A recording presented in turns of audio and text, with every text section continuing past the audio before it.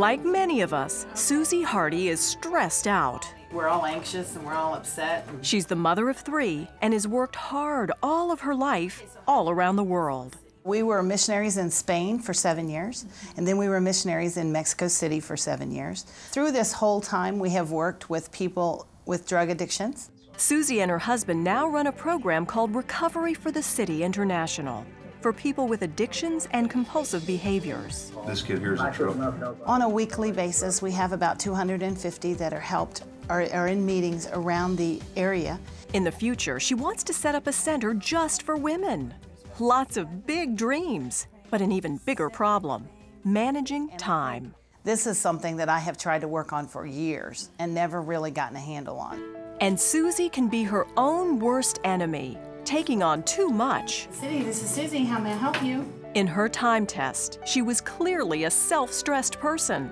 However, she saw another category that screamed Susie.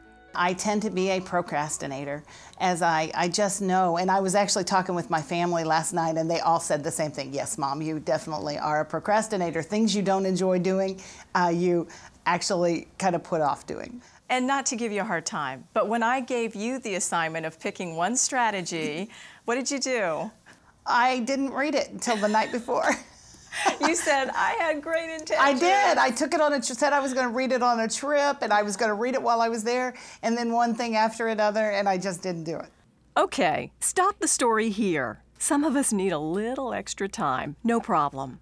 And Susie already practices my favorite time strategy: to meet with the Lord, praying or reading before starting each day. I know that I have to meet with Him every day, and that is something that I really don't miss very often. Maybe one day out of a month, just for whatever reason, but it's not very often anymore because I know that He is the one that I have to go to. So the one strategy that I've given you is to plan your day, to sit down, to take a journal, and every day, right after meeting with the Lord, say, okay, what is it that you want me to do?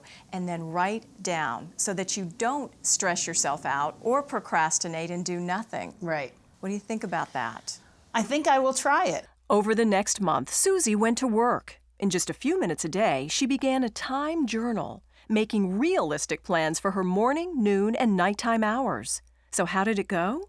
I would say that I did it probably 80% of the time. Very good. And actually, on the days that I did it, it was so smooth. On the days you didn't do it, what was it like? I was more scattered. But what we're talking about here is a focus that goes beyond any list-making strategy, though that's a start. So I think when I got to click something off my list, it made me feel good. This is about investing time by bringing one more person into your daily planning, which brings us back to Susie's test, the self-stressed root of the problem. I can definitely be my worst enemy. Can't we all?